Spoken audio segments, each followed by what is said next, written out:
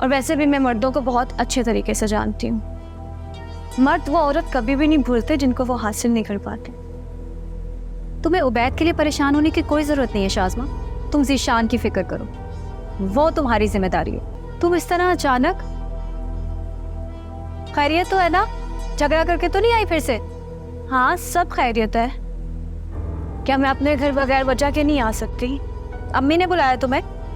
नहीं, वैसे ही घर पे बैठे बोर हो रही थी, सोचा अम्मी से मिलना हूँ। अच्छा, मैं चाय बना रही थी, तुम्हारे लिए बनाऊँ? हाँ, बना दो, बहुत मेहरबानी होगी तुम्हारी।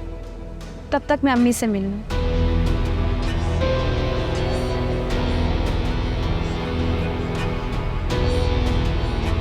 क्या हुआ, खैरियत है? चाय तो देख लो। वैसे तौबा है, निकाह को तुम्हारे 4 दिन भी नहीं हुए, अभी से अपने शौहर के ख्यालों में गुम हो गई तुम।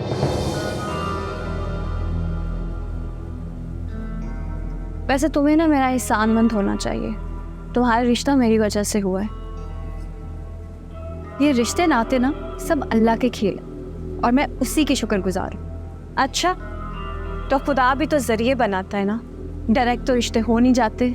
जैसे तुम्हारा रिश्ता मेरी वजह से हुआ, वरना तो तुम पूरी जिंदगी ऐसी बैठी रहती। वैसे अम्मी को ना तुम्हारा रिश्ता करना नहीं चाहिए था।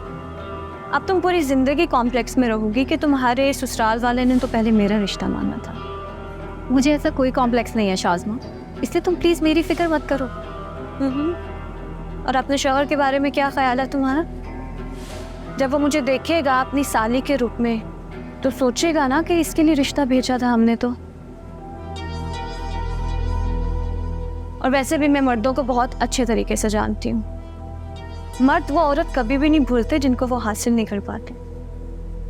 तुम्हें उबैद के लिए परेशान होने की कोई ज़रूरत नहीं है शाज़मा।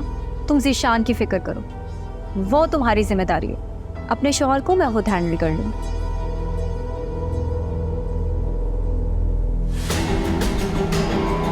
आप आ रही थी, मुझे बता तो देती। शाज़मा, तुमने भी मुझे नहीं बताया कि ज़ीशान के साथ आप भी आ रही हैं। मैं कम से कम कुछ अच्छा सा पका तो लेती, कुछ इंतज़ाम कर लेती। नहीं कमर, इसकी कोई ज़रूरत नहीं है। असल में आना तो ज़ीशान नहीं था शाज़मा को लेने के लिए, फिर अचानक से मैंने आने का इरादा कर लिया। दरअसल मुझे तुमसे ज़रूरी बात करनी थी, फिर सोचा आमने सामने बात हो जाए तो ज़्यादा बेहतर है।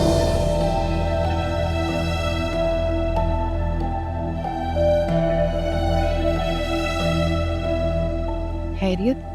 अरे हाँ हाँ, बिल्कुल खैरियत है। बात दरअसल ये है कि माजिद सोनिया के लिए बहुत परेशान। तुम लोग टाइम के लिए उसका रिश्ता क्यों नहीं मांग लेते?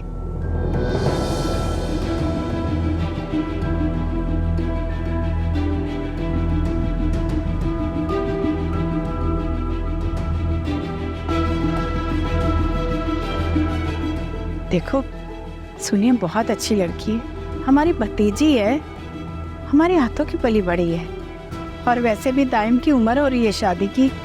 अगर ये रिश्ता हो जाए तो बहुत बेहतर होगा।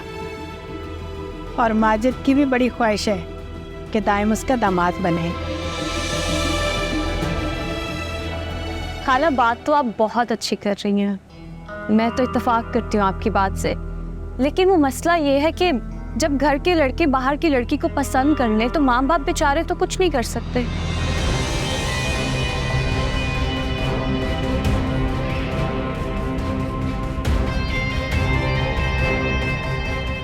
और ये बात तो आप बिल्कुल अच्छी तरह से समझती होंगी ना। अब सबसे बड़ी अफान भाई की मिसाल, उन्होंने भी तो बाहर की लड़की को पसंद किया। अब नाइम भाई भी अफान भाई के नक्शे कदम पर चलने लगे हैं, उन्होंने भी बाहर की लड़की पसंद कर ली। अब हम इसमें क्या कर सकते हैं भला? हम तो बल्कि 2-3 दिन में उनका रिश्ता तय करने जा रहे हैं।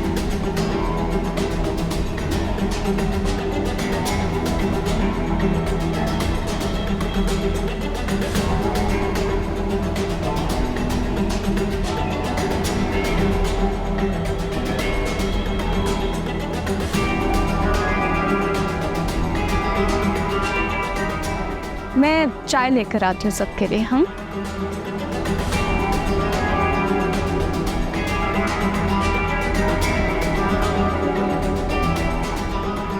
तुम्हारा दिमाग तो ठीक है शाज़मा, तुम्हें क्या जरूरत थी उनके सामने कहने के हम रिश्ता लेकर जाएंगे?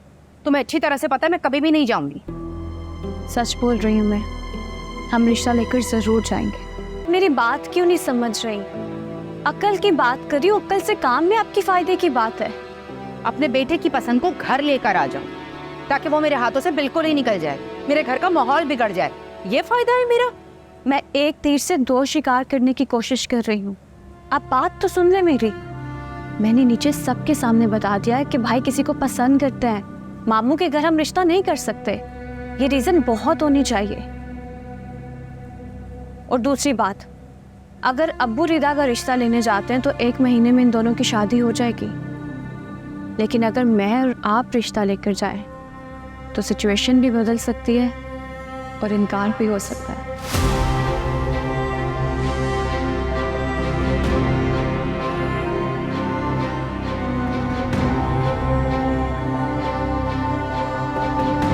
दे आइए भाई को मुबारक, वो तो बहुत खुश हो रहे होंगे ना।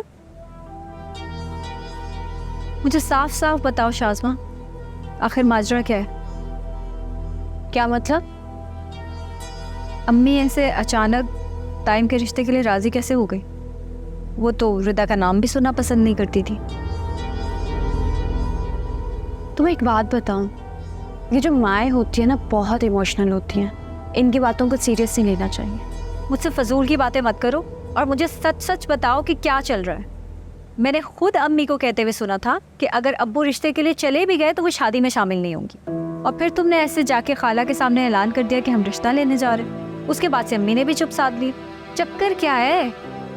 बात सिर्फ इतनी सी है कि अम्मी बहुत जज्बाती हैं। छोटी छोटी बातों पे वो इमोशनल हो जाती हैं।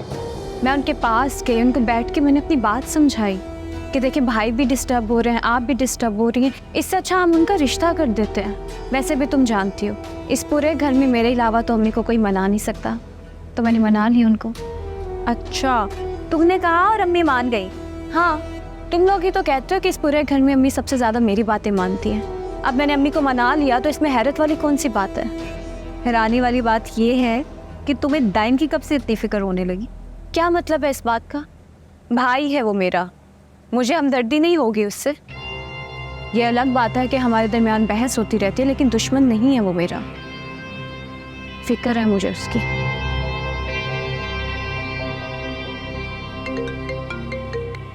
जी ज़ीशान, हाँ मैं आपके कॉल का वेट कर रही थी।